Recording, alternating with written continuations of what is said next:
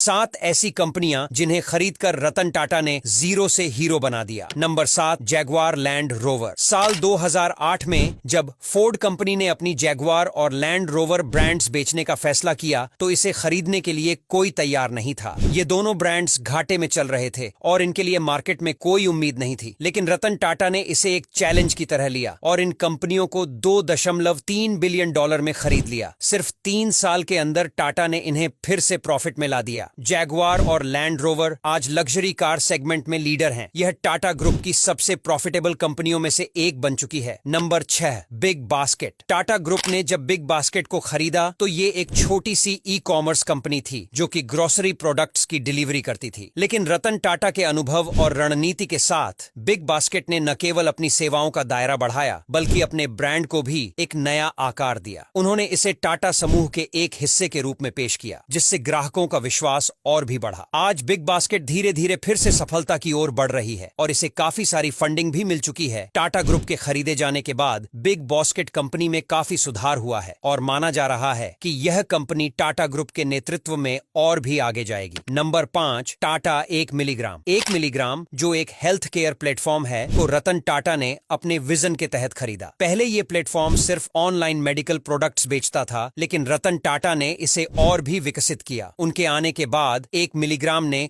न केवल अपनी वेबसाइट को अपग्रेड किया बल्कि हेल्थ केयर सेवाओं का एक व्यापक नेटवर्क भी तैयार किया। अब ये प्लेटफॉर्म डॉक्टरों की सलाह, दवाओं की खरीद और मेडिकल जांचों की सुविधाएं प्रदान करता है। इसने भारतीय स्वास्थ्य सेवाओं को एक नई दिशा दी है जिससे लोग अपने स्वास्थ्य की देखभाल करना आसान समझने लगे हैं। Number 4, Tetley tea. Tata group ने 2000 में ब्रिटेन की मशहूर चाय कंपनी टेटली को अधिग्रहित किया। इस डील की खास बात यह थी कि ये किसी भारतीय कंपनी द्वारा की गई अब तक की सबसे बड़ी अधिग्रहण डील थी। टेटली उस समय काफी मुश्किलों से गुजर रही थी, लेकिन रतन टाटा ने इस डील को सफलतापूर्वक पूरा किया और जल्द ही टेटली को ग्लोबल मार्केट में एक मजबूत पोजीशन दिलाई। आज टेटली टाटा ग्रुप के सबसे महत्वपूर्ण ब्रांड्स में से एक है और दुनिया भर में इसकी चाय का लोहा माना जाता है। Number 3, Corus steel. दुनिया के सबसे बड़े स्टील निर्माताओं में से एक बनने की रेस में टाटा ग्रुप ने 2007 में कोरस स्टील को अक्वायर किया। ये अधिग्रहण उस समय की सबसे बड़ी डील्स में से एक थी जिसकी कीमत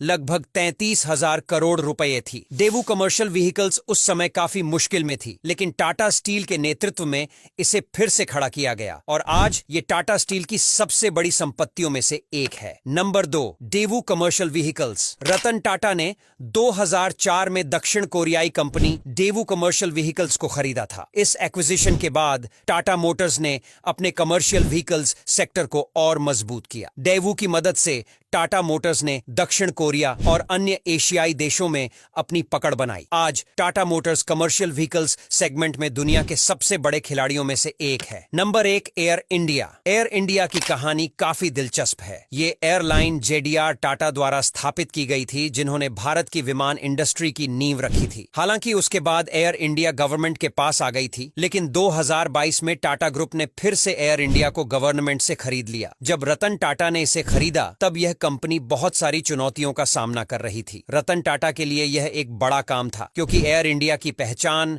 और प्रतिष्ठा दोनों ही गुम होती जा रही थीं। रतन टाटा ने एयर इंडिया को फिर से खड़ा करने का फैसला किया और उनके इस कदम ने एयरलाइन को एक नई दिशा दी। उन्होंने एयरलाइन की सेवाओं में सुधार लाने पर ध्यान दिया। रतन टाटा ने न सिर्फ विमानों की संख्या बढ़ाई बल्कि एयरलाइन के कर्मचारियों को भी प्रशिक्षित किया ताकि वे यात्रियों को बेहतर अनुभव दे सकें। उनके नेतृत्व में एयर इंडिया ने नई उड़ानें शुरू की और अपने पुराने रूट्स को भी फिर से स्थापित किया। उन्होंने ग्राहकों को शानदार यात्रा अनुभव देने के लिए एयरलाइन के विमान और सेवाओं में कई सुधार किए। आज एयर इंडिया फिर से अपनी पहचान बनाने में सफल रही है और यह दर्शाता है कि कैसे एक अच्छे लीडर के प्रयास से एक कंपनी को उसकी गौरवशाली विरासत वापस मिल सकती है। रतन टाटा का यह प्रयास इस बात का प्रतीक है कि एक सफल व्यवसाय को फिर से जीवन देना कितना संभव है, खासकर तब जब वह अपनी पहचान खो रहा हो। अब एयर इंडिया एक नई शुरुआत के साथ उभर रही है और ये सब रतन टाटा की मेहनत और विजन का नतीजा है। अब यहां तक वीडियो देख ली है तो फिर वीडियो को लाइक और शेयर करना बिल्कुल भी मत भूलना। धन्यवाद।